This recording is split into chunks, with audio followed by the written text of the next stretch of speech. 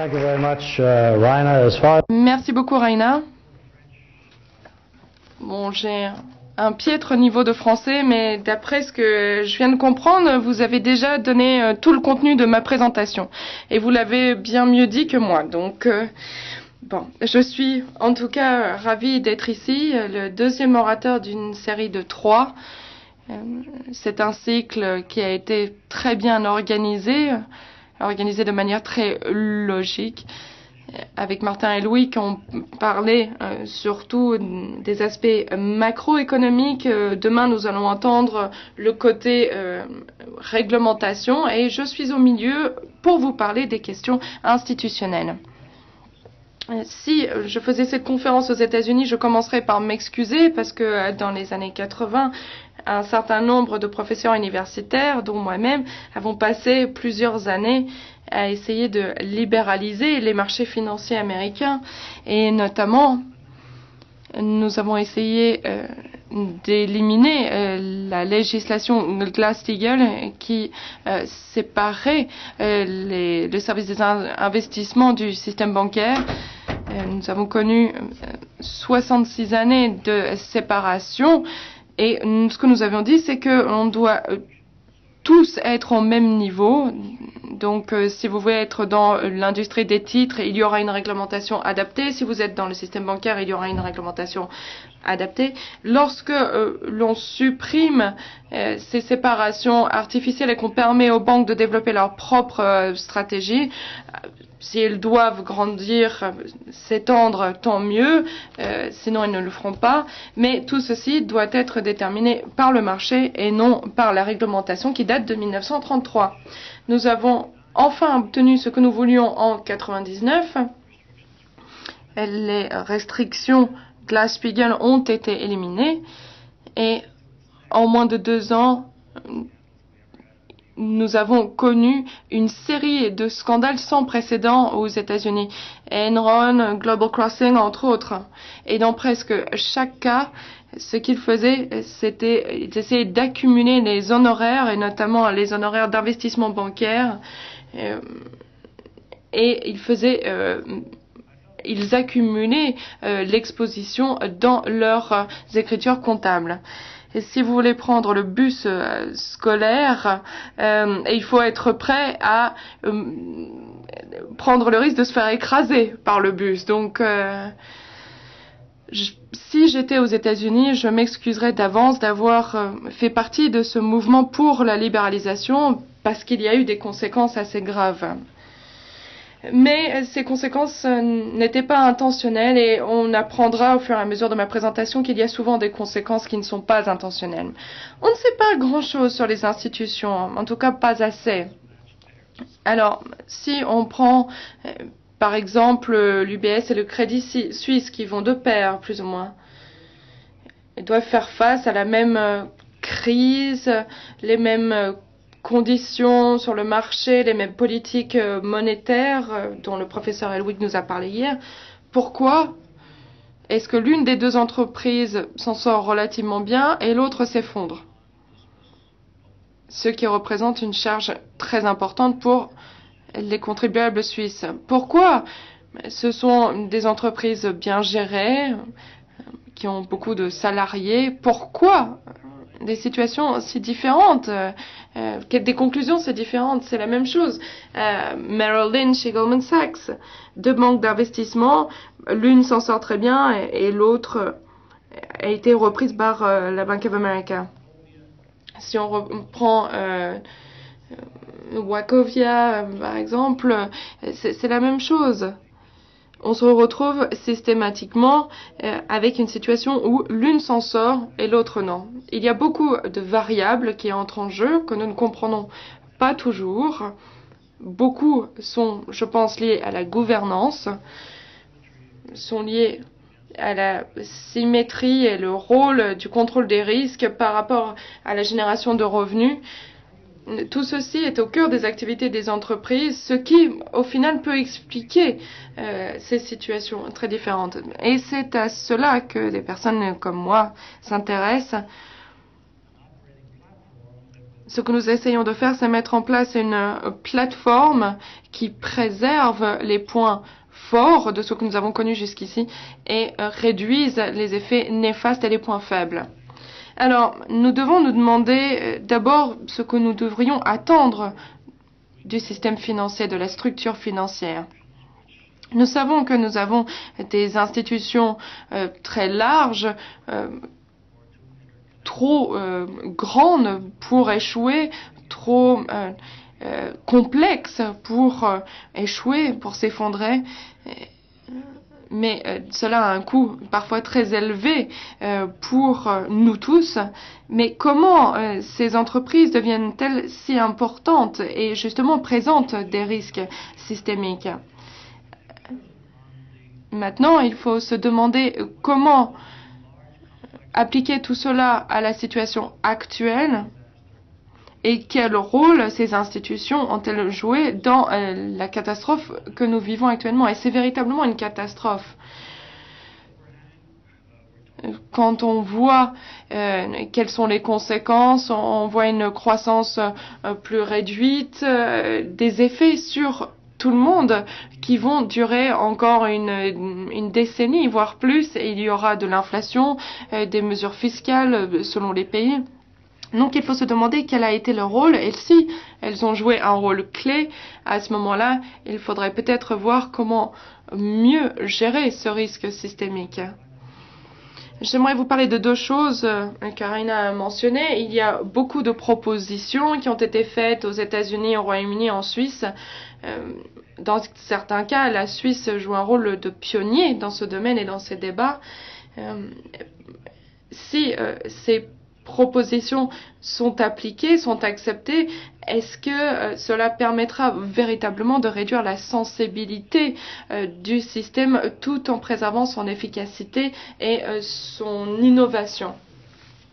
Il y a des remèdes structurels et c'est vrai que l'une des possibilités serait de séparer les banques de services généraux, donc qui sont responsables des transactions de base. Ce sont des services publics. Est-ce qu'une banque peut également gérer un casino en parallèle? Si la réponse est non, à ce moment-là, il faut se tourner vers cette solution structurelle de division. Ce serait en fait l'idée de diviser les banques, de les casser en plusieurs morceaux. C'est peut-être une image un petit peu forte, mais je pense que ce serait la deuxième option. La première option, l'option de choix pour moi, ce serait un meilleur processus réglementaire et que les banques tirent elles-mêmes les conséquences de leur acte. Alors, quelle que soit la façon dont on voit les choses, ce schéma vous donne toutes les réponses à toutes les questions que vous pouvez vous poser sur les marchés financiers. Je peux d'ailleurs vous le donner sous format de carte de visite, si vous voulez, que vous pouvez garder dans votre portefeuille, distribuer dans les soirées, si vous le souhaitez. Mais regardons de près cela. Nous avons d'excellentes données, nous savons d'où viennent les fonds. Alors, d'un côté, on a l'épargne, les fonds utilisables en bas à droite. Environ 80% provient des ménages. C'est facile à mesurer. On a les revenus après impôt. On soustrait ce qui est consommé et ce qui n'est pas consommé se retrouve dans le système. Ensuite, on a les économies des entreprises, les liquidités et les économies des gouvernements, par exemple les réserves externes des banques centrales, entre autres. Alors, ce sont trois sources de fonds qui rentrent dans le système et passent soit par des intermédiaires financiers, donc une banque ou une institution financière. Deuxième possibilité, cet argent peut être utilisé pour acheter des titres. Donc c'est la flèche verticale jusqu'à la case jaune. Donc la vente des obligations, des titres. Et troisième possibilité, les fiduciaires ou des gestionnaires de portefeuille, des gestionnaires de fortune, et donc les fonds de pension, les hedge funds, fonds spéculatifs, entre autres. Et on rachète des actifs sur le marché. Donc ce sont les 3 biais par lesquels les fonds rentrent dans le système. Si un grand pourcentage passe par le système bancaire, c'est un système bancaire axé sur les banques. Dans les marchés des capitaux, c'est un marché de capitaux, un marché anglo-saxon, en fait, un modèle anglo-saxon. Donc, à droite, on a les utilisateurs, à gauche, les ménages,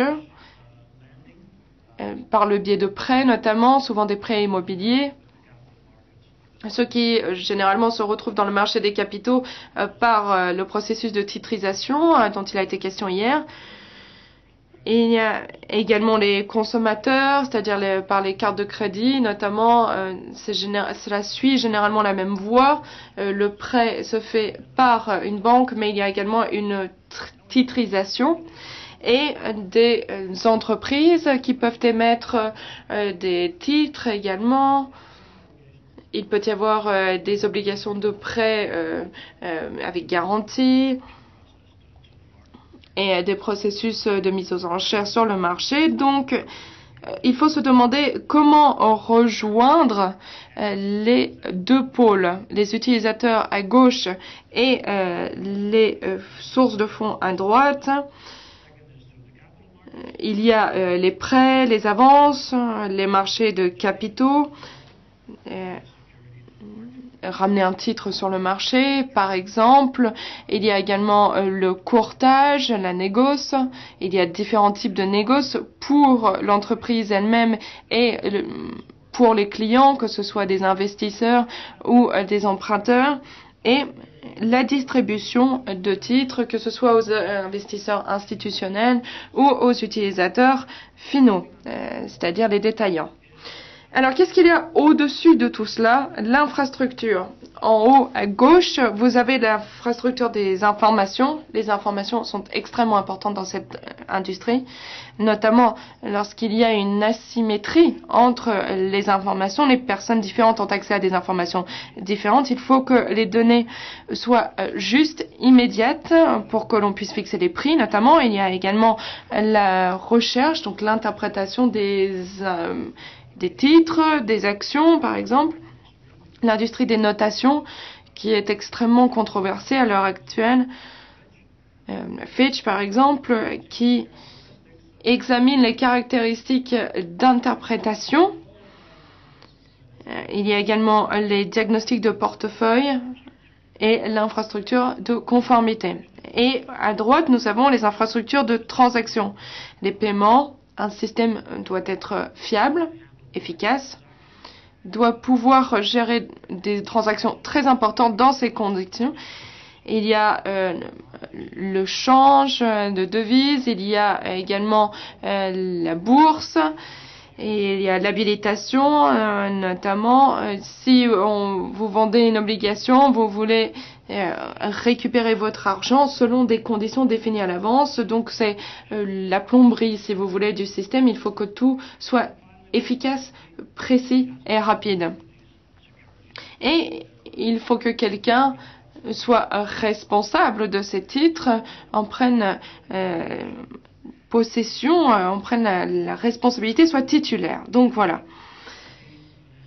On retrouve maintenant au milieu les avantages à être intermédiaire. Vous avez de meilleures informations que le client, ou alors il faut avoir une meilleure interprétation des informations existantes pour que vous puissiez bien conseiller votre client. Ou il faut avoir des coûts moins élevés que le client. Si vous êtes un intermédiaire financier, ou quelque intermédiaire que ce soit, d'ailleurs, tout le monde essaie de vous couper l'herbe sous le pied, essaie de se passer de vous. Donc pour être un intermédiaire financier, il faut avoir l'un ou plusieurs de ces avantages. Et c'est particulièrement important quand on parle des questions liées à la transformation des risques, notamment des contrats sur les produits dérivés. Et il y a tout en bas le problème des liens de connexion directe. Donc, par exemple, on peut émettre des obligations directement à un investisseur plutôt que de les transférer à une banque d'investissement qui les distribuera par la suite aux investisseurs. Et ce qu'on essaie toujours de faire dans le monde universitaire, c'est regarder quels sont les liens, comment évolue l'équilibre et les relations. Par exemple, quand j'étais à l'université, les banques avaient possédaient environ 70% du marché des intermédiaires, justement. Maintenant, ce chiffre est de 19%. Tout passe par le marché des capitaux. En Belgique, ce chiffre reste autour des 60% encore. Donc, on voit non seulement les différences entre les systèmes, mais également leur évolution avec le temps. Et aujourd'hui, il faut également se demander quelles institutions correspondent à ce schéma. Par exemple, vous pouvez être une banque régionale ou locale. Et à ce moment-là, vos opérations se limitent à cette case orange. Aux États-Unis, on a 8000 banques aujourd'hui. La plupart sont des banques locales qui tournent bien, qui ne participent pas à ce marché des capitaux. Il n'y a pas beaucoup d'intermédiaires financiers, mais ces banques sont très proches de leurs clients, que ce soit du côté des dépôts ou des emprunts, et ils continuent à jouer le rôle d'intermédiaires viables. Ce que j'ai vu, c'est qu'il y a environ 400 banques par année qui sont rachetées par d'autres banques, mais nous continuons à avoir ce chiffre de 8000 banques au total. Ce qui signifie qu'environ 400 nouvelles banques sont créées chaque année dans les petites villes. C'est un marché très dynamique. Ou si vous ne voulez pas monter une banque, vous pouvez être une banque d'investissement, un négociant, un courtier. Donc vous avez une relation qui revient, qui est liée aux activités de fusion-acquisition, etc. Donc une banque traditionnelle, mais qui propose tous les services d'investissement, rentre dans ces cases jaunes, mais il y a également d'autres banques qui rentrent dans les deux catégories. Vous pouvez également choisir de ne couvrir qu'une partie des paiements, par exemple. Alors, il faut voir comment planifier cette structure par rapport aux fonctions. J'ai commencé par regarder les fonctions, ce qui ne montre pas forcément quelles institutions pratiquent cela. Donc, si l'on regarde d'un petit peu plus près ce système, qu'est-ce que nous attendons de cette structure? Nous voulons que ce système soit efficace. Qu'est-ce que cela signifie? Eh bien, la différence entre ce que l'épargnant reçoit sur son épargne et ce que l'emprunteur doit payer. Donc, si les retours sur épargne sont de 3% et les emprunteurs payent 6%, il reste un écart que l'on peut mettre dans les coûts, les pertes ou les revenus. Donc, s'il y a un système où il y a un pourcentage de différence plus élevé, on dirait que le système est plus efficace. On veut également que le système soit innovant, on veut de nouveaux produits, de nouveaux processus qui donnent une valeur ajoutée par rapport aux clients, que ce soit des épargnants, des investisseurs, des emprunteurs. Il faut avoir un système qui soit efficient d'un point de vue statique et dynamique. On veut également un système juste. Si un marché est injuste ou déséquilibré, on peut aller voir ailleurs. Les clients peuvent choisir un marché qu'ils estiment plus juste. On appelle ça l'équité horizontale, c'est-à-dire qu'on traite les mêmes personnes de la même façon ou des personnes différentes de façon différente, mais de manière bien définie. Il faut également tenir compte de la compétitivité. C'est un marché international. Maintenant, les frontières nationales n'ont plus tellement de sens. Si vous voulez être compétitif sur le marché financier, c'est le cas en Suisse, c'est le cas de New York, c'est le cas de Londres. Nous sommes en lutte perpétuelle avec Londres pour attirer les transactions. Ce que nous voulons, c'est un système qui, encore une fois, est efficace, innovant et juste, mais avec des régulations assez légères pour permettre une stabilité, mais qui permettent une stabilité. Donc il ne faut pas qu'il y ait de charge des initiatives de régulation. Il y a eu beaucoup de débats à chaque fois qu'il y a une nouvelle législation. Le système est très sensible. De petits changements de législation peuvent entraîner d'énormes changements dans le système financier. Et on veut que le système soit fiable, soit robuste, soit stable. On veut pouvoir amortir les chocs. Il y aura toujours des chocs. Il peut y avoir des crises pétrolières, il peut y avoir un choc dans le système immobilier, par exemple. Donc, on veut un système qui permette de couvrir les pertes, qui prévoit les risques et qui puisse survivre et couvrir les fonctions de base. Donc voilà les 5 objectifs quand on parle d'un système financier. Lorsque j'étais à Singapour, j'ai demandé à l'agence de régulation de justement procéder à cet exercice et on m'a pratiquement mise à la porte. D'ailleurs, ma présentation aurait dû se passer juste à côté de l'aéroport parce que ce qu'ils demandent, eux, c'est l'excellence et rien d'autre. Très intelligent, très arrogant aussi. Alors, voici un exemple. Les services financiers et les institutions y relatives en 1950 pour les États-Unis. Et ici, qu'est-ce qu'on voit? Eh bien, toutes les activités que j'ai évoquées, services de paiement, épargne, gestion d'actifs, etc.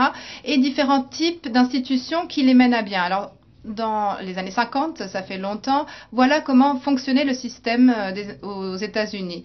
Donc, des banques d'épargne qui font des activités bancaires, des assurances, elles étaient dans les assurances, mais n'avaient pas le droit d'interférer avec le secteur bancaire. Et ensuite, des entreprises de courtage qui s'occupaient des titres, mais qui ne faisaient pas d'activité bancaire, ni d'assurance, etc. C'est à comparer avec ce que vous avez ici. Vous voyez la différence? Aujourd'hui, voilà comment cela se présente. Alors aujourd'hui, tout le monde fait tout. Alors si vous voulez, par exemple, une gestion d'actifs en tant que client, vous pouvez l'obtenir auprès des assurances, auprès de banques, auprès de traders, de courtiers. Et ce n'est pas si mal que ça parce que il y a une dynamique compétitive qui est très serrée lorsque justement on se meut dans différents secteurs. Cela crée des nouvelles idées. Et les banques pourraient en souffrir, bien entendu, mais une nouvelle idée pourrait émerger de la part d'une assurance ou chez une banque étrangère. Et on a des exemples de cela. Certaines banques américaines n'ont pas eu certaines idées qui ont émergé à l'étranger. Donc nous avons besoin de ce type de compétitivité transsectorielle. Ici, c'est la situation en Europe, du moins comme je l'entends moi. Ce n'est pas très crédible comme schéma parce que les systèmes sont tellement différents au sein de l'Europe. Donc le système danois sera très différent du système espagnol. C'est même pratiquement impossible à comparer. Mais en Europe, voilà le schéma tel qu'il se présente en général. Un système dominé par les banques et les assurances. On a très peu d'institutions très spécialisées. Pratiquement pas de courtiers indépendants. Il y a certains gestionnaires d'actifs indépendants qui souvent sont rachetés par des banques.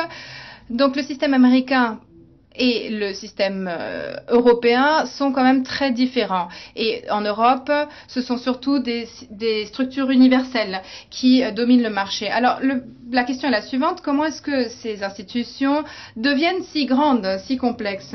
Et deuxièmement, quelles en sont les implications? Alors ici, le diagramme McKinsey. Alors, quelle idée se cache derrière?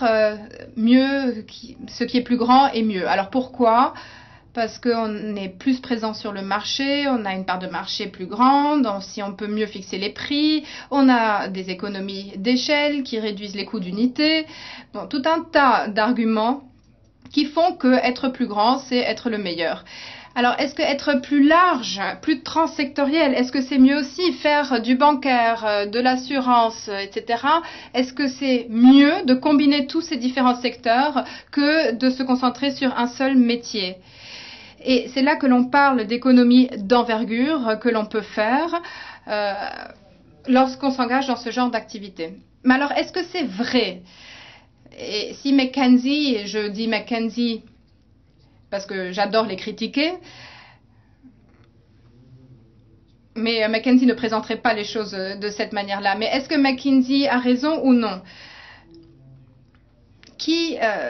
Est-ce qui va hériter du monde? Est-ce que ce seront les grands? Oui, ce seront probablement les grands, mais aussi les spécialistes qui ne s'engagent pas dans des conflits d'intérêts, qui continuent d'être très rentables sur la base d'une seule fonction, d'une seule région d'activité, etc. Et qui sont ceux qui ont des problèmes? C'est ceux qui ne sont ni spécialistes ni trop grands. Qu'est-ce qu'ils font? Alors, soit ils passent du côté des grands secteurs universels ou des grandes entreprises universelles, ou alors ils deviennent des spécialistes que l'on voit souvent émerger à New York surtout, et qui se spécialisent sur une seule activité. Alors, voici ce qui se passe aux États-Unis. Alors, là où nous sommes, à New York, on peut faire de très bonnes études, de très bonnes recherches, puisque nous avons 8000 banques aux États-Unis, nous avons une seule monnaie, nous avons un seul système de réglementation. Donc, nous n'avons pas le même problème que lorsqu'on essaye de faire des études comparatives à travers les pays où le niveau de recherche se complique énormément. Et on voit que les plus grandes banques ont gagné en part de marché, et ce, pratiquement du simple au double, depuis 1994. Les plus grandes 15 banques, ou les 15 prochaines banques, ont perdu énormément de part de marché. Donc, aux États-Unis, même si les chiffres restent plutôt les mêmes, la consolidation de la part de marché, elle, a changé. Quel est le résultat de la crise? Eh bien, il y a toute une agitation au sein du système. Il y a eu des fusions, acquisitions. J'avais parlé de Merrill Lynch et Bank of America, Wells Fargo, JP Morgan Chase, Bank of America, qui essayent de stabiliser le système, qui concentrent leurs activités. Et par conséquent, il y a de plus en plus d'institutions systémiques. Et d'ailleurs, nous avons aux États-Unis affaire à des limitations de la concentration de l'épargne à 10%. C'est une loi ou un règlement qui dit 10% et pas plus, parce que nous avons peur de la concentration des marchés. Bank of America aujourd'hui compte 13,5%. Donc, ils sont de trop hauts, ils ont trop de concentration à hauteur de 3,5%, et ils le font juste sous prétexte que en ce moment la situation est difficile et que ils vont réduire cette concentration d'épargne à 10%. Et Bank of America dit pourquoi est-ce que nous sommes à 13,5%? C'est parce que nous sommes bons, tout simplement. Donc il faudrait augmenter notre concentration d'épargne, et ce à 20%. Voilà leurs arguments. Ils ont tout un tas d'avocats qui défendent leurs intérêts. Mais bien entendu, l'intérêt public peut penser autrement. Aux États-Unis, donc la situation se présente ainsi. En Europe, le système est un petit peu similaire. Il y a énormément de consolidation ici aussi. Et ce, à l'intérieur même des pays, même s'il y a des mouvements transfrontaliers. Pour une banque, il est tout à fait rentable de faire de l'assurance aussi. C'est un argument qui est très pertinent. La banque assurance fonctionne très très bien dans certains environnements, et parfois c'est une catastrophe. Aux États-Unis, c'est une catastrophe. On aime acheter son assurance auprès d'institutions indépendantes, et c'est là un modèle tout à fait différent que d'acheter une assurance auprès d'une banque ou d'une assurance qui appartient à un groupe bancaire. Ensuite, est-ce qu'une assurance devrait, elle, s'engager dans des activités de courtage? Et cela soulève énormément de questions, des combinaisons très compliquées ou très complexes. Alors justement, pourquoi est-ce qu'on en arrive à ce degré de complexité? Les institutions essayent d'avoir accès à des marchés très très rentables qui sont en croissance perpétuelle. Ensuite, il y a un effort de faire des économies d'échelle aussi. Et cela dépendra d'une banque à l'autre si elles y arrivent. Ensuite, il faut bien entendu maximiser son envergure. Et on veut éviter toutes des économies, notamment celles qui tirent ou qui tiennent de conflits d'intérêts. Les conflits d'intérêts sont difficiles à gérer, tels comme la complexité. Donc on peut en faire tout un petit diagramme.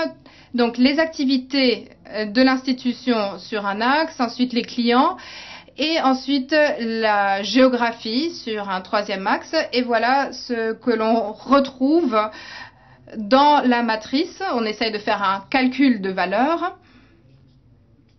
Et la question qui se pose, c'est comment augmenter les revenus escomptés, comment réduire les coûts escomptés et comment éviter tout risque relatif ou concernant la société. Voici le souci majeur de tout directoire d'une banque. Alors, on essaye de faire avancer ce modèle et ce faisant, les institutions deviennent de plus en plus grandes. Souvent, elles deviennent plus grandes en acquérant d'autres entreprises. Et souvent, les marchés récompensent les entreprises pour ce genre d'acquisition parce qu'on arrive à une certaine efficacité de coût. Donc, les banques agissent de manière tout à fait rationnelle. Alors, voici un exemple, un modèle que nous avons fait il y a quelques années pour Morgan Stanley, l'une de nos institutions survivantes. Bon, c'est une holding aujourd'hui, mais elle a quand même survécu. Alors, qu'est-ce qu'ils ont fait? Ils ont pris leurs agences aux États-Unis, en Amérique du Sud, etc. Et ensuite, à l'horizontale, tous leurs produits. Et ensuite, les groupes, les secteurs industriels pour lesquels ils travaillent. Alors, le pétrole, les médias, les entreprises chimiques, etc. Et ensuite, ils ont fait des calculs quant à l'allocation de ressources et de risques. C'est une manière de comprendre sa propre complexité. Ensuite, si vous pensez à une institution large et complexe, grande et complexe, vous pouvez aussi dessiner ce genre de diagramme, mettre toutes vos activités sur un axe, toutes vos activités sur l'autre axe, et chaque cellule représente un lien, par exemple assurance et activité bancaire, ou conseil à la fusion et un autre secteur. Et ainsi, on peut extraire des valeurs potentielles à partir de cette matrice. La matrice fonctionne bien parce qu'on y voit bien les liens, mais elle peut aussi poser des problèmes quant au conflit d'intérêts. Alors, j'ai fait ici une petite segmentation. D'abord, la banque de gros, la transition et la banque de détail. Et plus on est grand, plus on a affaire à des conflits d'intérêts. Si vous conseillez peut-être, par exemple, des investisseurs et que en même temps, vous souscrivez des introductions en bourse, vous avez un conflit d'intérêts. Parce que vos analystes vous diront d'acheter, même si cela va à l'encontre de l'intérêt de votre investisseur. Et nous avons eu ce genre de problème en 2000-2001. Si par ailleurs vous avez une position que vous voulez placer sur le marché et que cela ne marche pas très bien, vous pouvez par exemple bourrer le portefeuille de l'un de vos clients qui ne sera pas tellement regardant sur ce que vous faites de son argent. Donc, il y a des conflits d'intérêts qui peuvent mener à une réaction du côté de la réglementation. On peut aussi perdre sa réputation. Parce que si vous voulez faire du private banking, par exemple, et que vous exploitez un conflit d'intérêts à l'encontre de vos clients fortunés, eh bien, cela nuit ou peut nuire à votre réputation, ce qui engendre des pertes. Donc, la largeur mène à la complexité, elle suppose des conflits d'intérêts.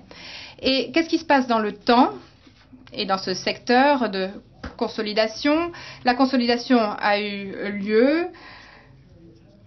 Donc, juste avant la crise, la situation se présentait comme ceci. Vous voyez les grandes entreprises, de grandes entreprises complexes qui étaient sur les marchés des capitaux, qui étaient vraiment au centre du problème actuel. Je les ai classées par volume d'affaires. Tout d'abord, JP Morgan, en 2004 comme en 2005, numéro 2, Citigroup, etc. Si vous prenez les 10 premières entreprises, leur part de marché était de 80% de toutes les activités bancaires au monde. Donc 10 entreprises contrôlaient 80% de tout ce qui était transactions bancaires et de titres. Et si le système est soumis à un choc ou subit un choc, cela a des répercussions, bien entendu, sur ces grandes institutions larges et complexes. Donc, comment les définir, ces institutions? Elles sont grandes, larges, comme nous avons dit, mais pas forcément. Par exemple, Bear Stearns n'était pas une grande banque, elle était plutôt petite. Elle n'était pas très complexe non plus. Elle était facilement compréhensible. Et pourquoi est-ce qu'elle est passée chez JP Morgan Chase? Parce qu'il y avait trop de réseaux. Et ça, c'est un autre critère encore, à savoir le problème des réseaux trop interconnectés pour échouer. Et nous avons mené des recherches à ce sujet qui nous ont montré qu'une institution peut être très systémique et subir des chocs systémiques même si elle n'est pas très grande. Par exemple, si vous avez un réseau électrique, vous avez une station qui, en tant que telle, n'est pas vraiment importante systémiquement parlant, mais qui, si elle s'effondre, fait que d'autres s'effondrent aussi. Et Bear Stearns est un bon exemple. Comme Lehman Brothers par la suite, même si elle était un peu plus grande comme banque. Donc, trop grand pour échouer, too big to fail, interconnecté, ou l'interconnexion, la complexité, voilà les trois critères. Souvent, un directoire ne comprend même pas ce que fait l'entreprise.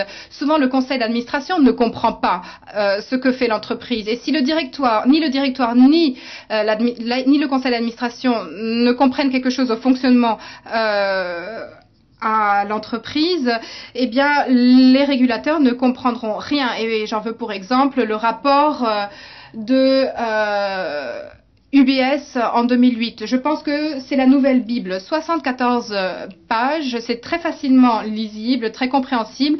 Et là, on y voit qu'il y a des personnes qui essayent de bien faire les choses, mais qui finalement détruisent l'entreprise.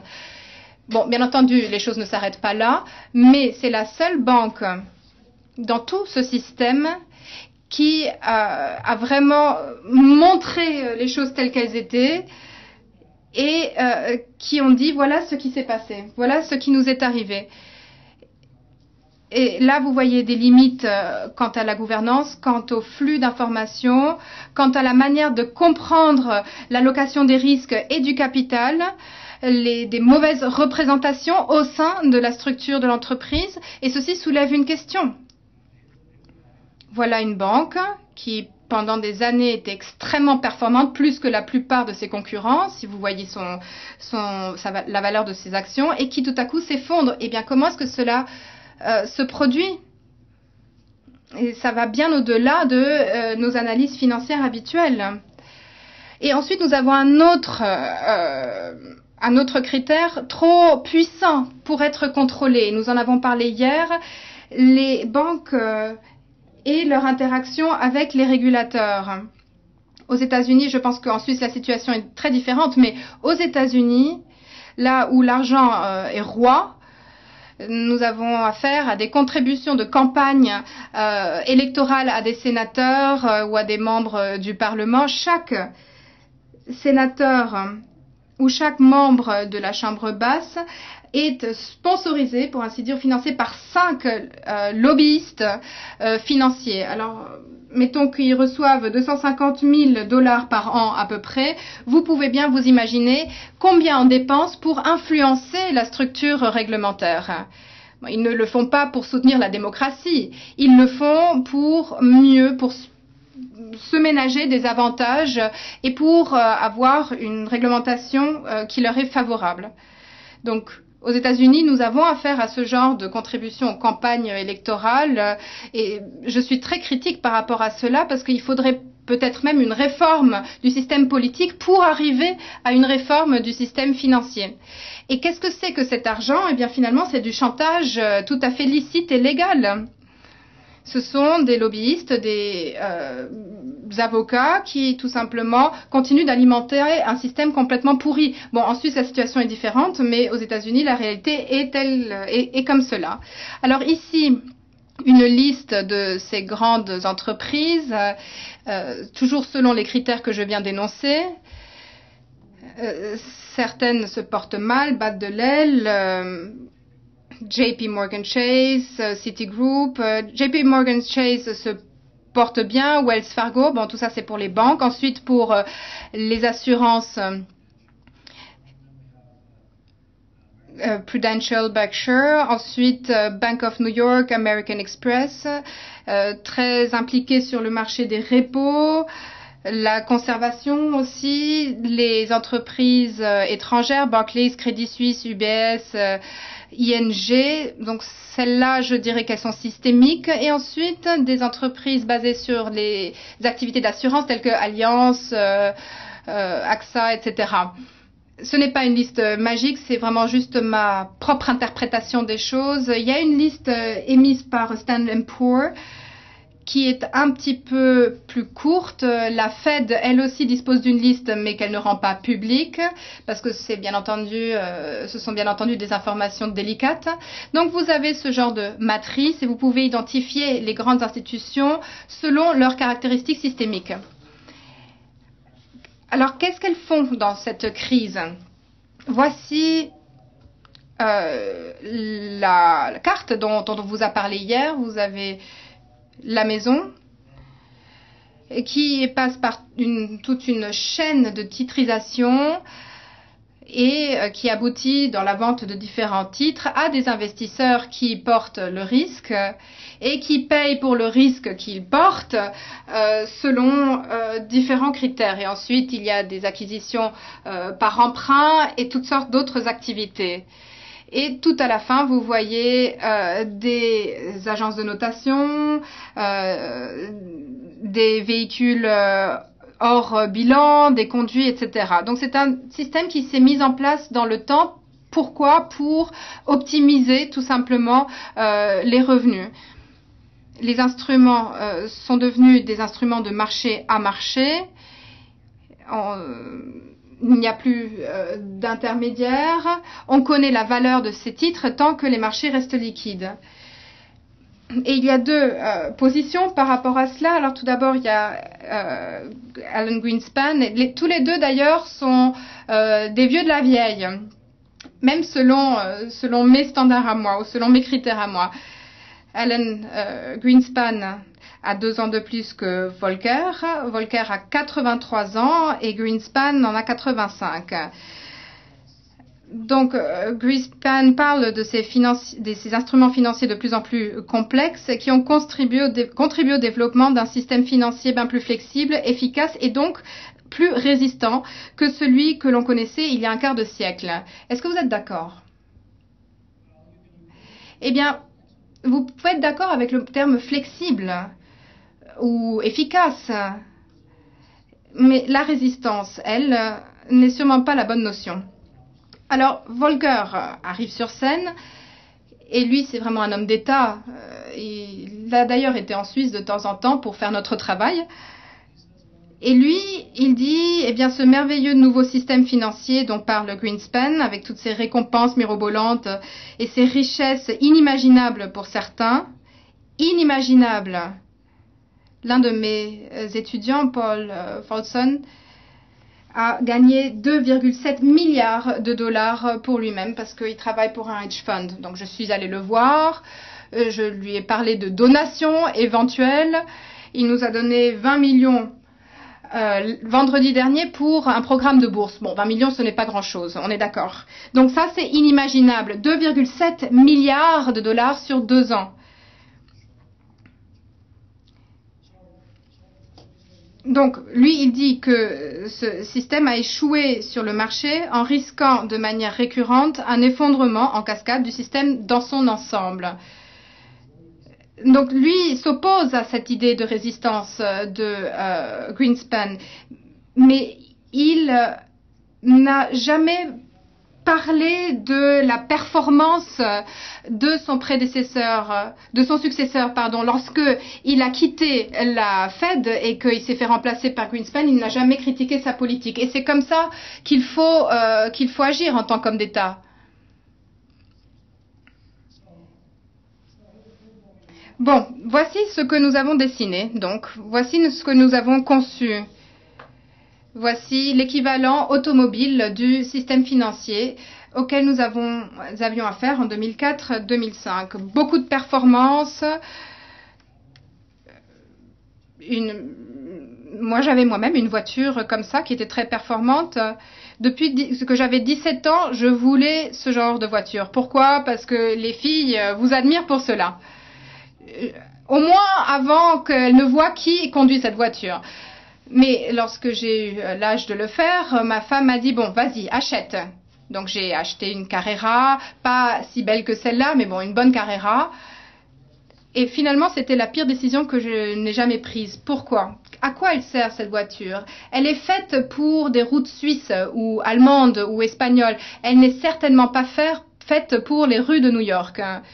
Nous avons de grands trous qui sont profonds comme cela. J'ai eu 5 pneus crevés. Chaque pneu coûte $440. Je ne pouvais pas conduire en hiver parce que je ne pouvais pas freiner. Je devais avoir recours à des techniques très primitives, notamment dans les virages. Bon, complètement, que je passais complètement à côté de ce que je voulais.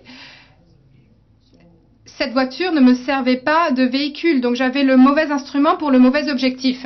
Donc voici un autre instrument.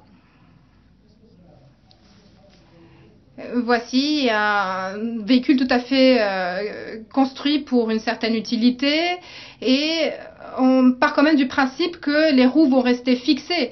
Et si vous voyez le visage de cet homme, eh bien, je pars du principe qu'il serait assez nerveux.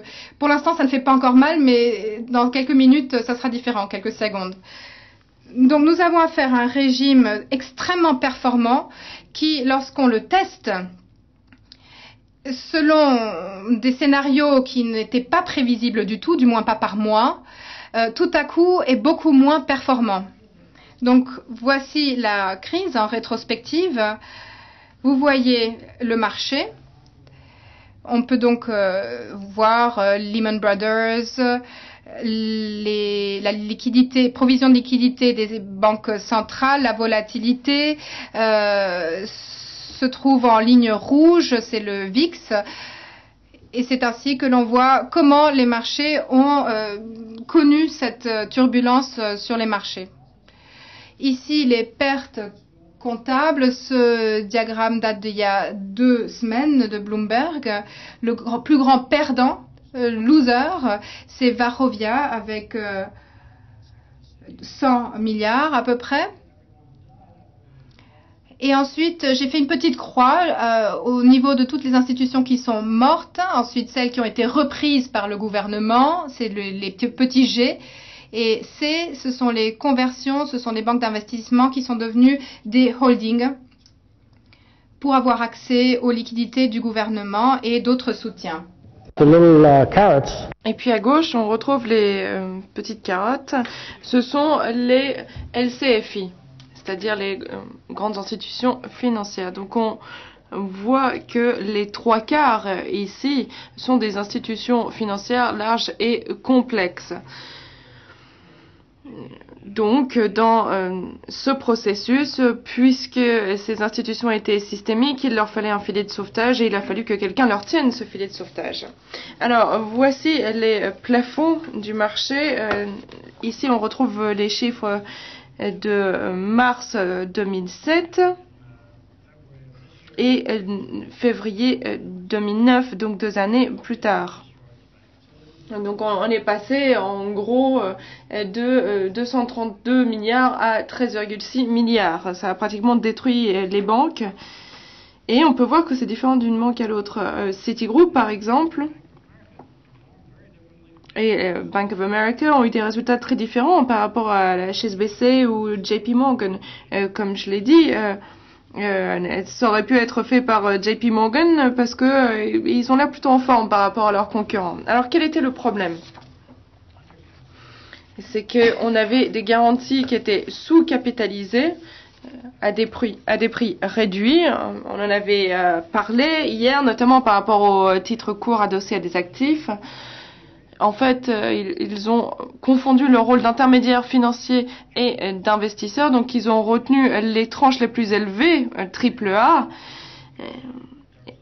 sur leur bilan et ils ont reporté une bonne partie de ce qu'il y avait dans le bilan. Donc, plutôt que de s'exposer aux risques associés à l'origine, ils se sont mis dans une situation d'exposition de stockage, si vous voulez, c'est-à-dire qu'ils ont pris des risques sur les mêmes éléments. Donc quand la crise est arrivée, voilà à quoi ça ressemblait.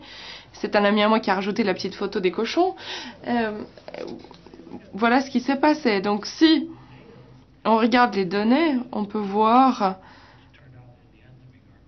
ce qui s'est avéré être totalement inutile, inintéressant, c'est retrouvé dans les bilans. C'est vraiment incroyable.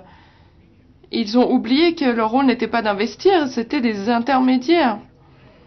Donc on voit les tranches AAA dont les taux de non-investissement reposaient largement sur les entreprises et on voit également qu'il y avait une très faible corrélation entre l'importance des entreprises dans ce processus et les pertes qu'elles ont subies. Donc il y avait des entreprises qui avaient des parts de marché très élevées, comme Goldman Sachs, qui n'ont presque pas subi de pertes, et d'autres, comme Wachovia, qui ont subi des pertes énormes. Donc il ne suffit pas d'avoir une grande part de marché pour expliquer ce phénomène et c'est également une question d'acte, ce que l'on a fait sur le marché.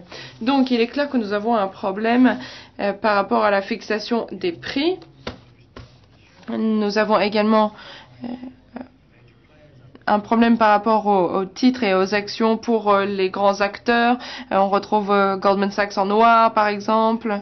On voit qu'il y a une différenciation de plus en plus forte. Et ça, c'est à partir de vendredi de la semaine dernière que nous avons eu ces chiffres.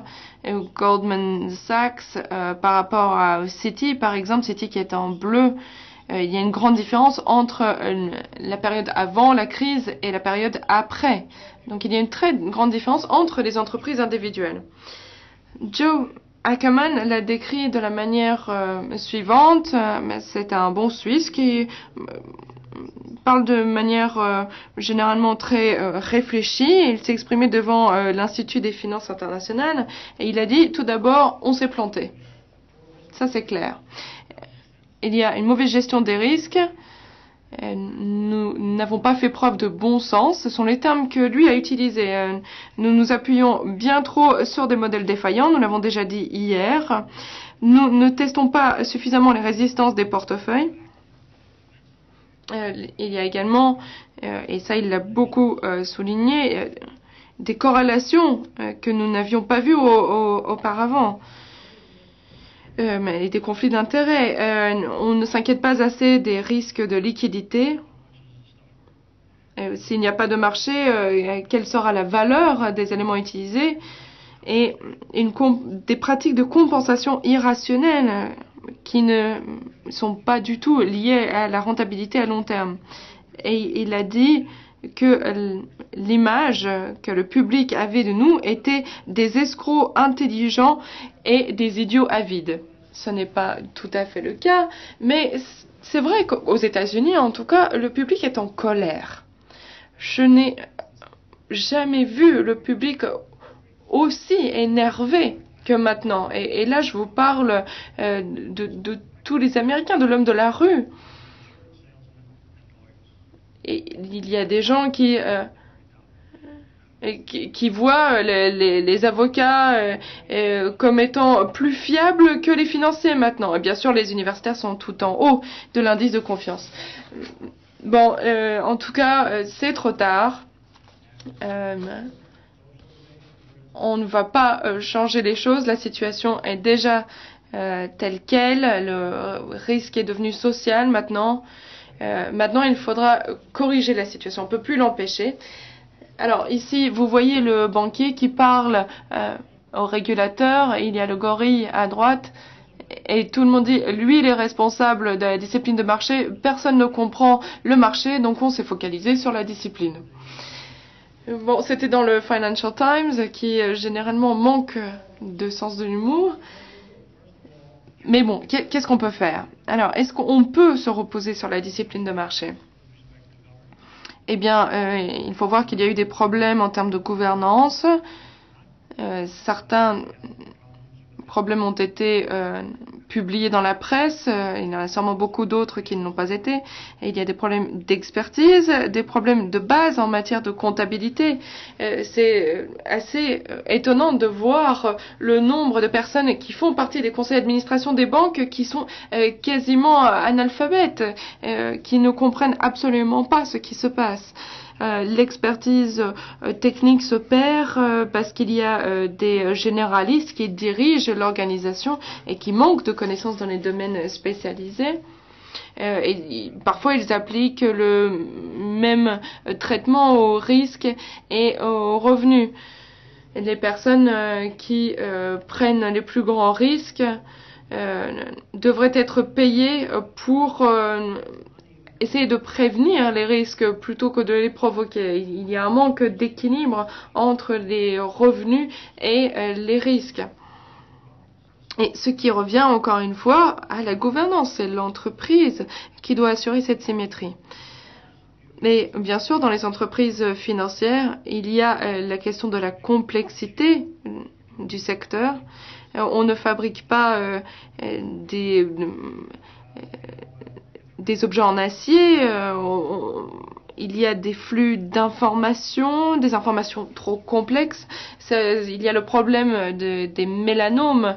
Mélanomes, ce sont des petits cancers de la peau qui n'ont pas l'air très graves, mais peuvent s'étendre. IGFP, par exemple, était tellement petit par rapport à AIG que cela n'apparaissait même pas sur le bilan de AIG. C'est vraiment un grain de beauté sur le dos d'un éléphant.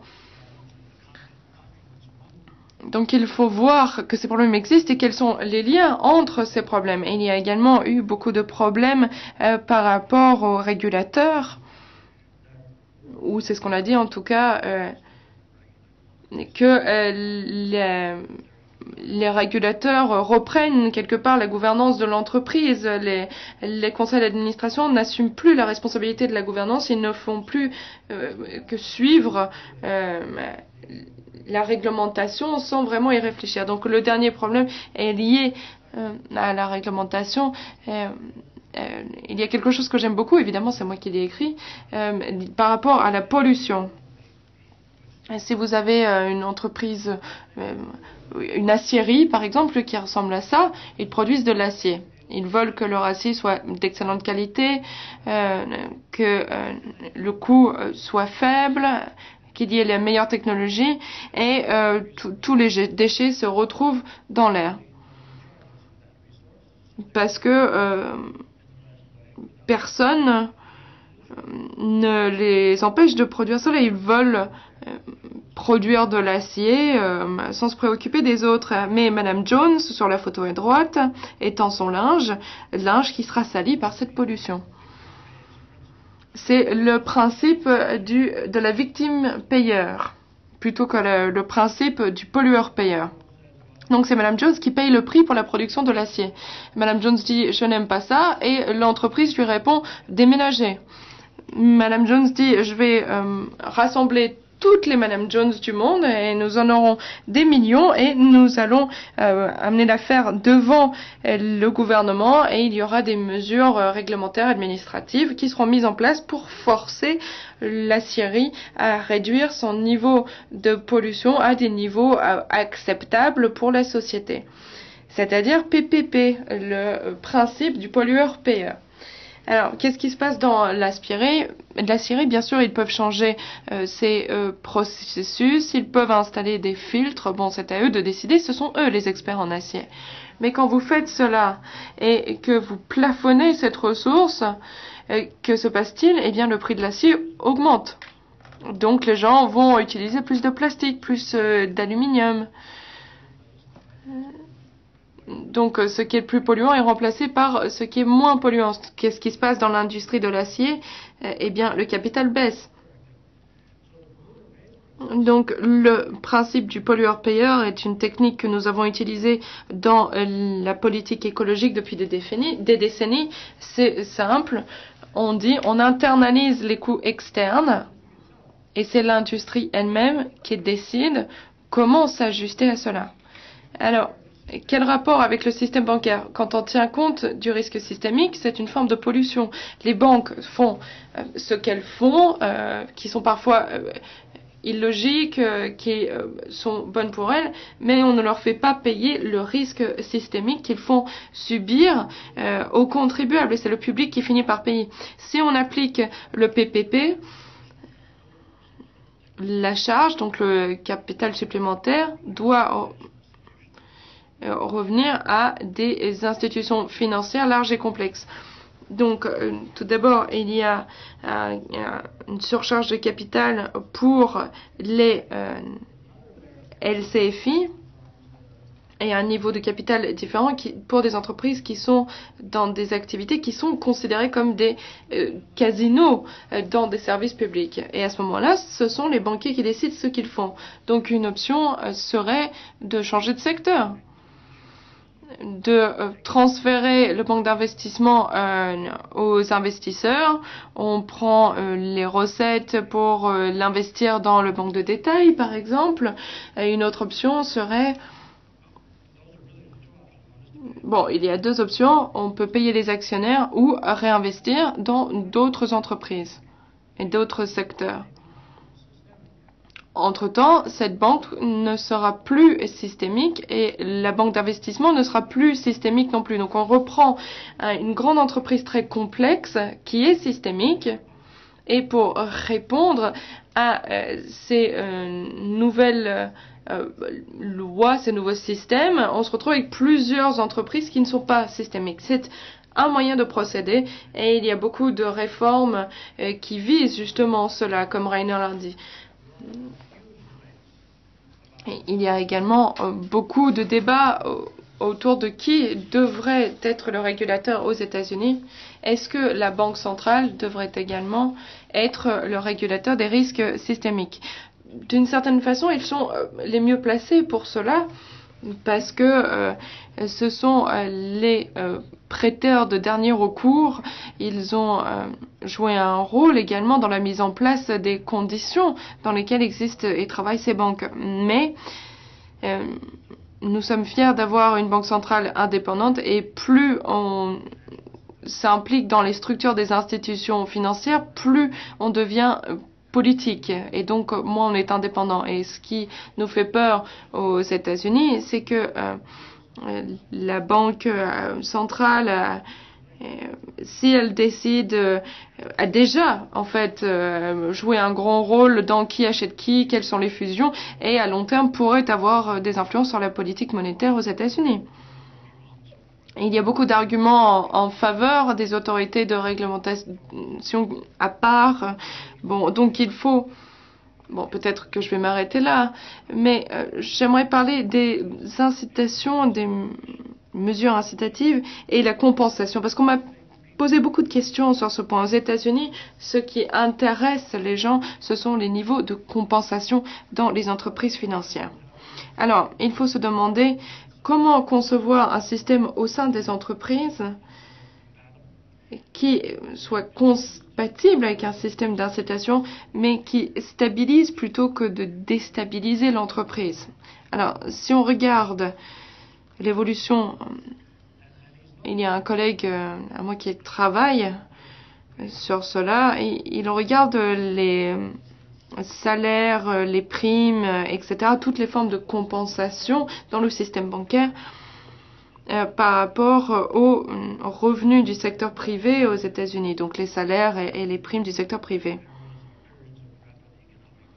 En vert, on retrouve les périodes d'expansion rapide, d'expansion économique rapide, et en rouge, les périodes de ralentissement. Et ici, vous pouvez voir une augmentation très marquée depuis le début des années 80 jusqu'à maintenant.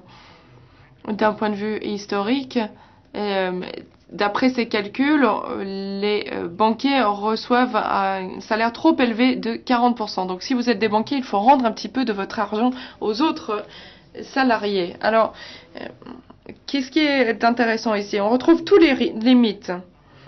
On retrouve le comité de compensation, le consultant en compensation. Voilà ce que l'on voit quand on examine ce problème. Et quelqu'un a dit, qu'est-ce qui peut nous arriver de pire? On se fait 200 millions de dollars et ensuite on se fait virer. C'est pas grave. On part avec 200 millions. C'est un négociant qui a dit ça en 2007. Il a commencé à bien comprendre la correction telle que se présentait dans le domaine des subprimes. Et ils ont dit, bon, bah, j'ai fait 200 millions de dollars. Ce qui n'est pas impossible d'ailleurs. Et il y a eu plusieurs cas de ce type.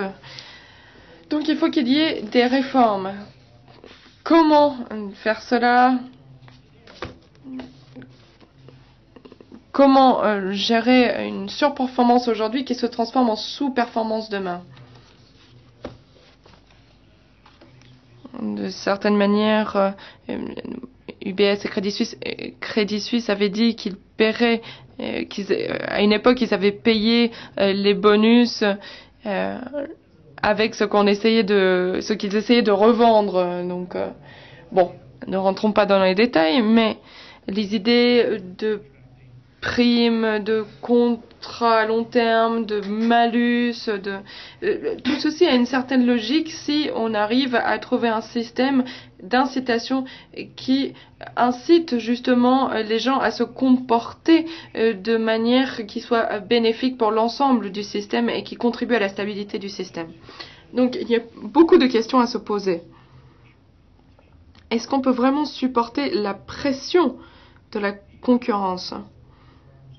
Même dans le cas d'entreprises où il y a un système bien plus intelligent, on voit des personnes qui claquent la porte. Parfois, on perd des équipes entières de 7 ou 8 personnes et il faut compter 1 ou 2 mois avant de reconstituer une équipe. Alors, il faut se demander si ces intentions positives ne vont pas subir les conséquences de la dynamique de la concurrence mondiale. Est-ce qu'on peut avoir un code de bonne pratique? J'ai foi en la nature humaine, je crois qu'on peut faire des progrès, mais la logique veut que ça ne dure pas très longtemps. À mon avis, cela ne durera que le temps d'un déjeuner et l'après-midi, ils reprendront leurs anciennes activités. Et il faut parler du capital humain également. Pourquoi certains individus valent 30 ou 40 millions de dollars alors qu'il y a d'autres talents sur le marché? Alors peut-être qu'il faudrait qu'il y ait plus de talents sur le marché. Mais c'est vrai que les sportifs professionnels sont payés de la même manière. Ils reçoivent une certaine compensation parce que, tout simplement parce que ce sont les meilleurs. Donc, encore une fois, cela revient à des questions de gouvernance et de stabilité. Et cela contribue à compliquer encore plus ce débat. Si vraiment Vous voulez aller encore plus loin, comme moi-même? Le grand débat maintenant, et là on retrouve encore une fois Volcker, et là c'est un débat avec Tim Geithner, le secrétaire de trésorerie. Geithner dit que ces types d'institutions systémiques dont nous avons parlé doivent avoir des règlements différenciés, par exemple pour le capital, l'achat par emprunt, etc.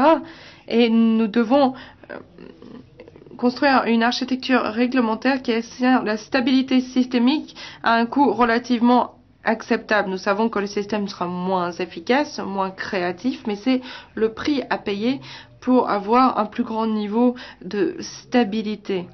Et nous pouvons le faire en mettant au point un système réglementaire, une structure réglementaire qui permette de réduire les coûts de la réglementation. Volcker, comme je l'ai dit, est un vieux de la vieille et il dit que cela ne fonctionne pas.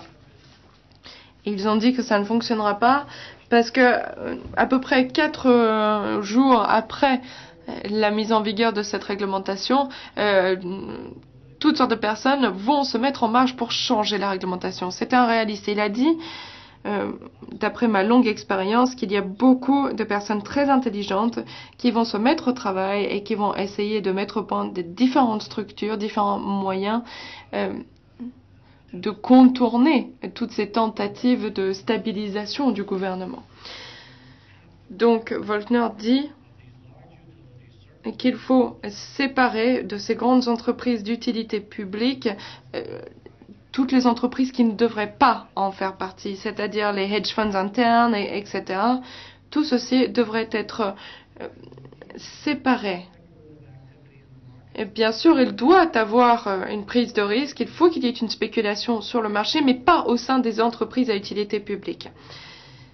Et Volcker en vient à cette proposition interventionniste. Et les types comme moi, eh bien, j'aimerais penser que Geithner a raison, mais moi aussi, je commence à vieillir. Et plus je vieillis, et plus j'ai l'impression d'être mon propre grand-père.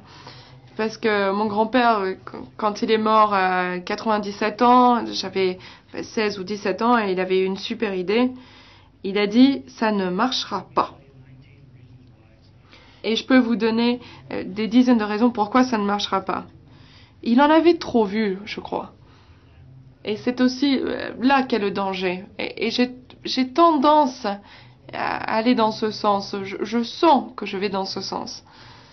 Et d'autres universitaires, ainsi que Nelly Kroes, le gouverneur de la Banque d'Angleterre, d'autres ont formé une sorte de coalition autour de la position de Volcker. Ce n'est pas la meilleure position, c'est peut-être la deuxième meilleure solution, mais il faut admettre quelque part notre défaite. Il faudra bien faire quelque chose pour atteindre un niveau de stabilité. Il est clair que les banques ne sont pas d'accord, entre autres, et là on se retrouve avec une grande bataille pour voir dans quelle direction nous devons nous tourner pour avoir un système plus robuste qui minimise les risques de perte. Merci beaucoup.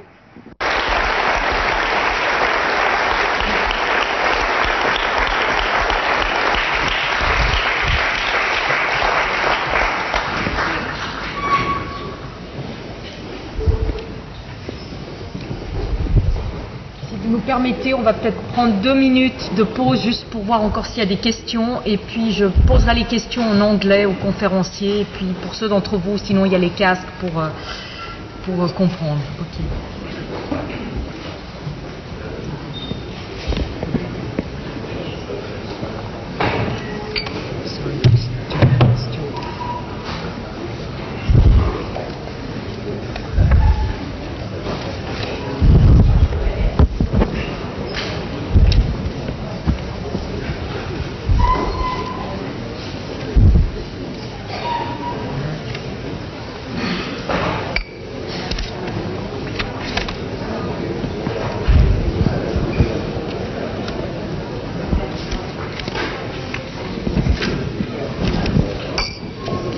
Okay, since there's a lot of questions, I think puisqu'il y a beaucoup de questions, je crois que je vais commencer avec les questions beaucoup plus générales. Alors, d'abord, le but de la finance n'est-il pas d'aider les entreprises à investir et non pas à multiplier les transactions des négociants?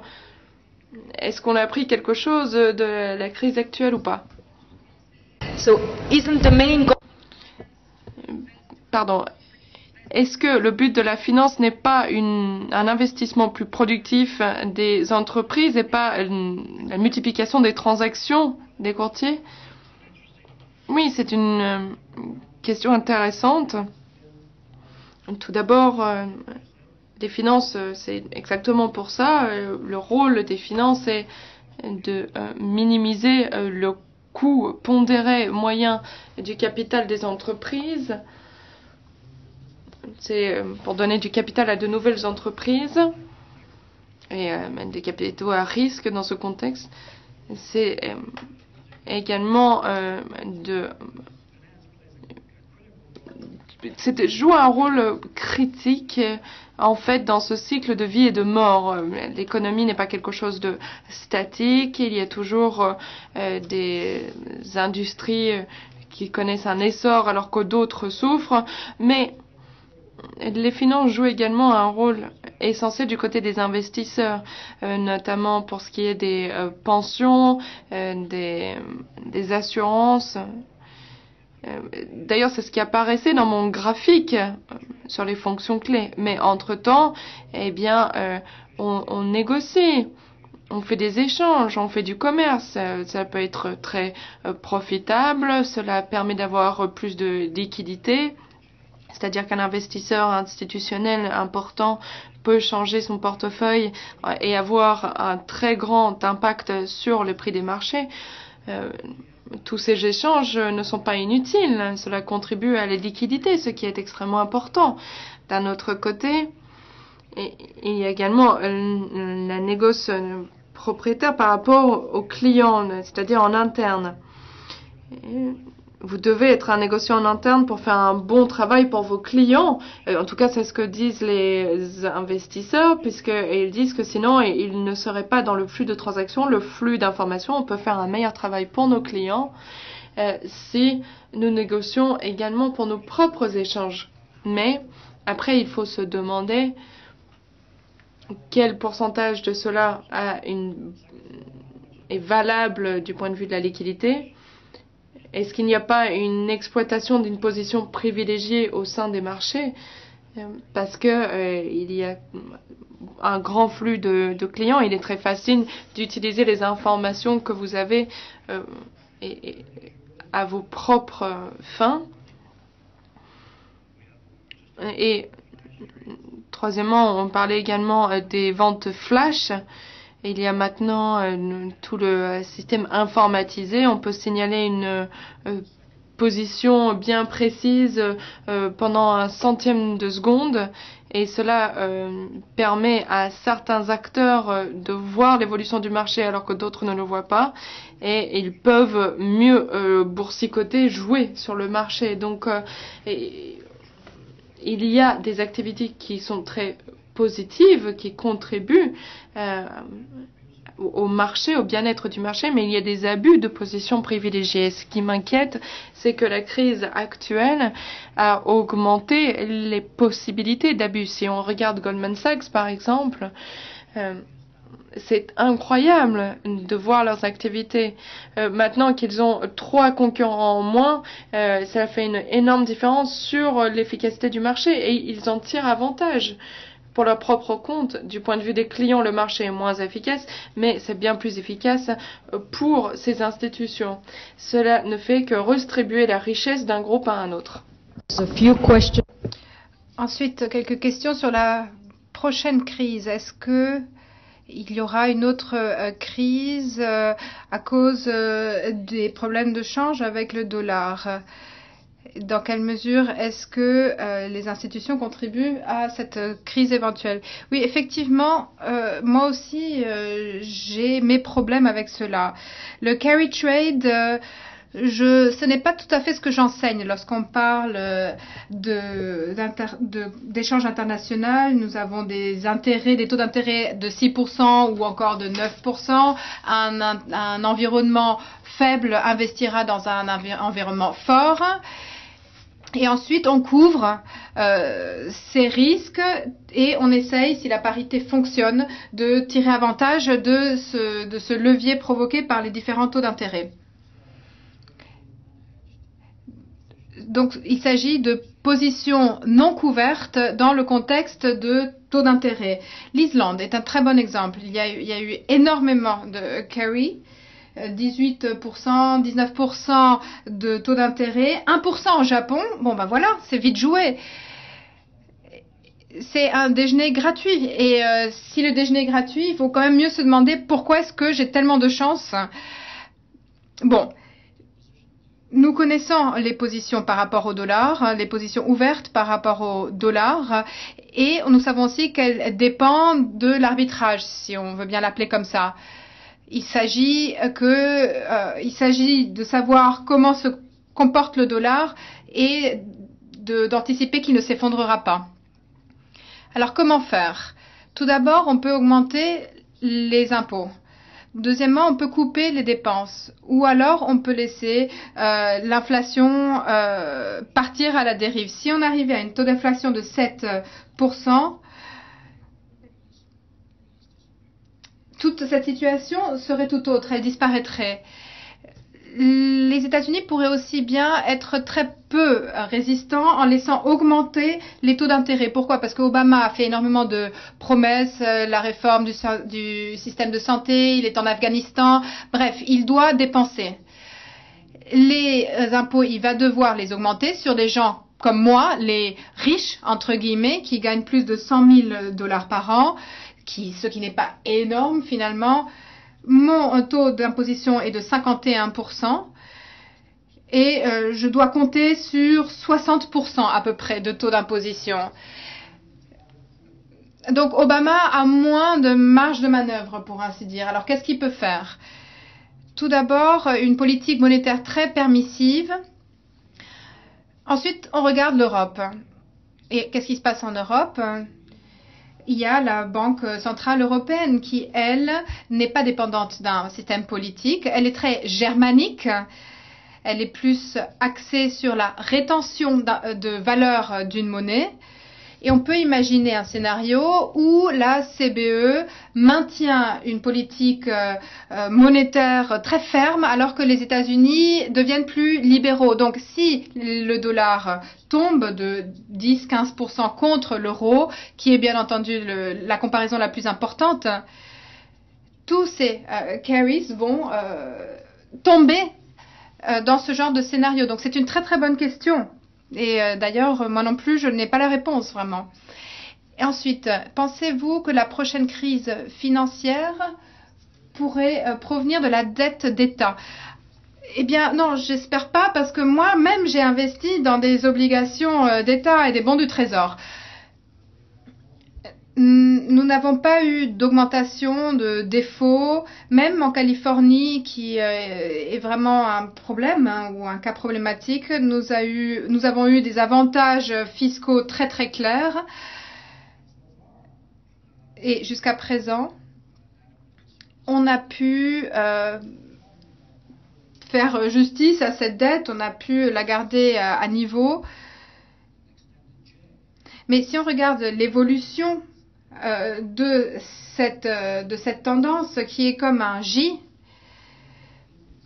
on peut tomber sur un problème, notamment pour ce qui est du refinancement de la dette et de défauts éventuels qui pourraient se poser à l'avenir.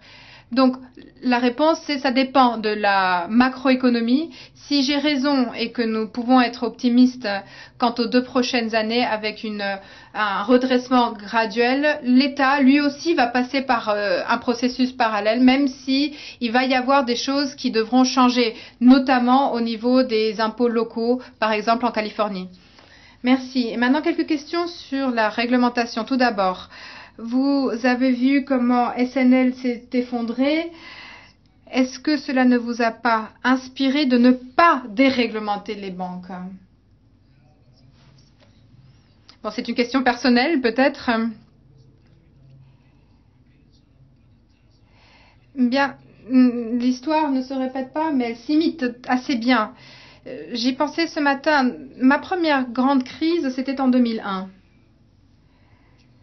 Avec la dette des marchés émergents qui a donc fait surface en 2001. On a mis 10 ans pour se redresser à travers le plan Brady, par exemple.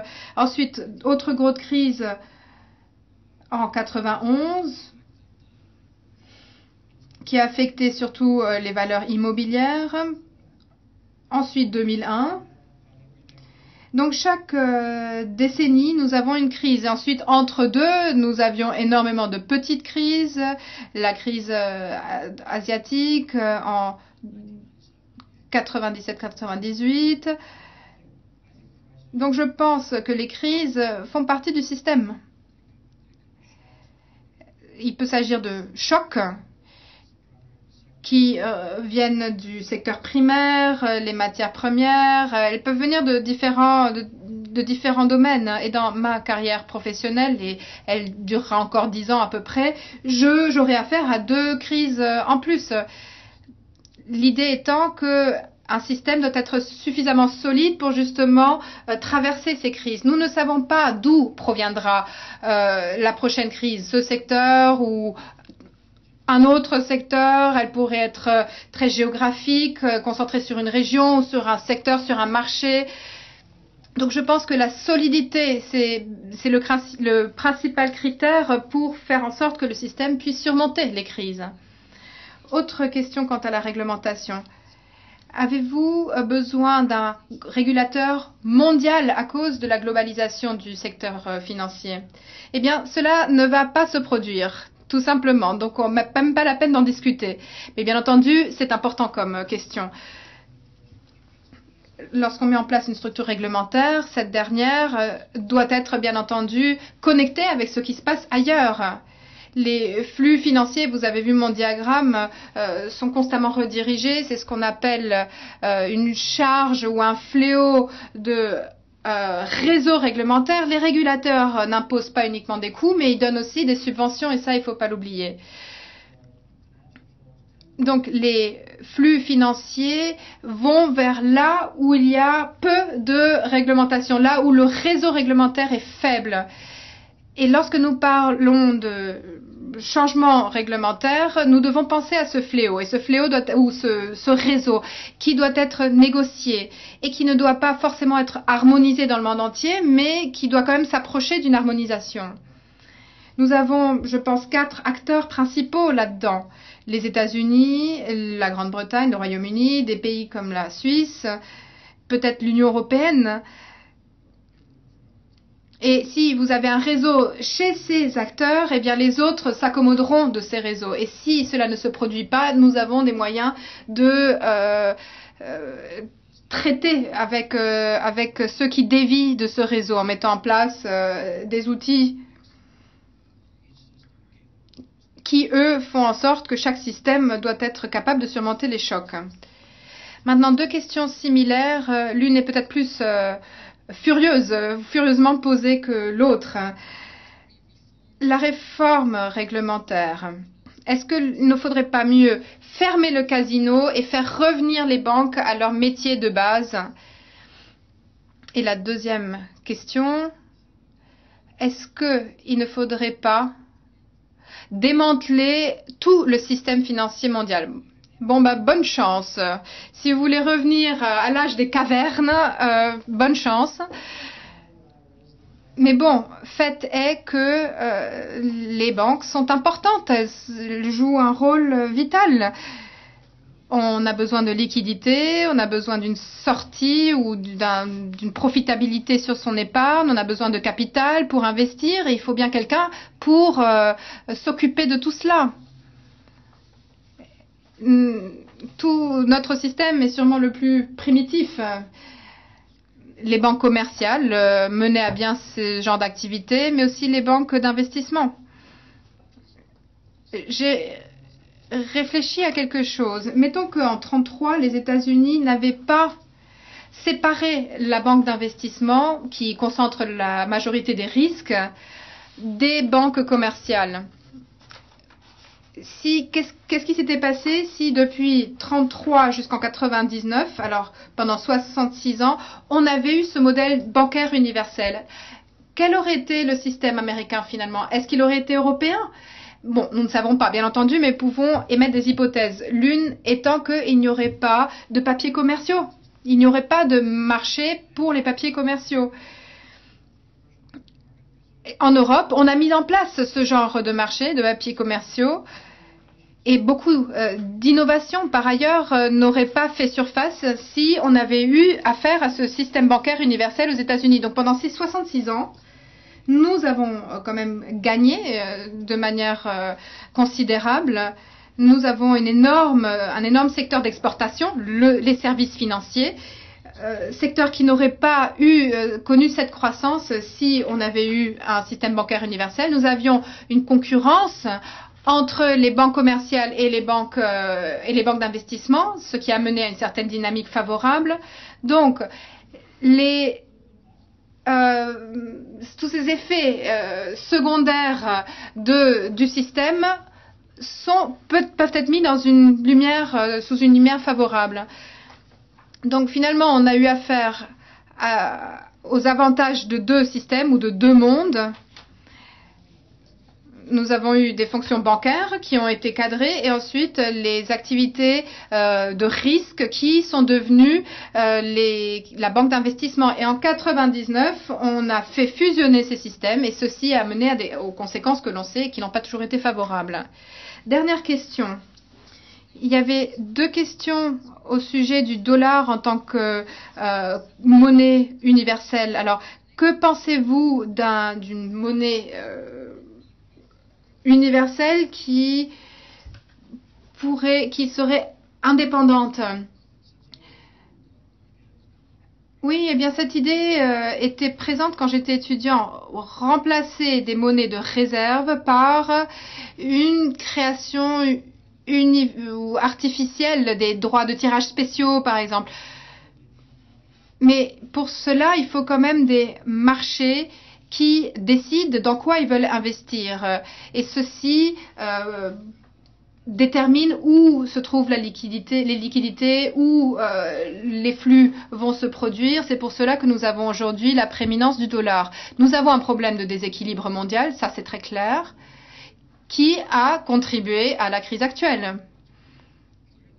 Et il est clair que lorsque l'on regarde toutes les sources de fonds qui cherchent des accès, alors qu'il s'agisse de la réserve chinoise, des fonds souverains qui sont arrivés sur le marché et qui ont injecté des liquidités, ceci a mené aussi un certain nombre de problèmes. Nous avons donc le dollar qui a été remis en question. Les Chinois n'en parlent jamais parce que ce n'est pas dans leur intérêt d'en parler. Si l'on voit combien ils ont de réserves en dollars. Et d'ailleurs, on me pose toujours la question, qu'est-ce que vous allez faire du problème du dollar? Bon, qu'est-ce que je dis? C'est qu'est-ce que vous allez faire du problème chinois? Le problème se trouve de part et d'autre. Épargner plus, absorber moins, d'un côté, fait que les autres absorbent plus et épargnent plus aussi. Il s'agit d'une dynamique, d'une réciprocité. Et là, on se demande si les Chinois seraient d'accord avec un changement, mais la question subséquente qui se pose, c'est de savoir si les Chinois seront d'accord de changer la consommation des ménages, des exportations, etc. Et au final, les conditions de négociation vont partir vers la Chine, ce qui fait que la Chine va s'enrichir et les États-Unis vont s'appauvrir. Donc il faut une période de transition suffisamment longue et digeste pour surmonter ce problème de dépassement. Et je suis, quant à moi, assez optimiste. Si l'on revoit comment les Chinois arrivent à relancer la demande interne grâce à un paquet d'incitations, soit si efficace. et ce système arrive vraiment à remplacer l'effondrement de la demande des exportations chinoises. Donc il y a énormément de demandes insatisfaites qui a été mises sur le marché. Les États-Unis finalement font davantage d'épargne aujourd'hui et sont en train de réduire leurs dettes, ce qui n'est pas bien entendu dans l'intérêt des banques, mais ils le font de manière très rigoureuse. Donc, à moins qu'il ne s'agisse d'un phénomène à court terme, je pense que le dollar va finalement survivre à ce processus. Est-ce que c'est bon? Voilà une autre question. Cela ne veut pas dire que il ne faut pas parler de l'euro ou qu'il ne faudrait pas envisager l'euro comme monnaie de transaction plus importante ou dominante.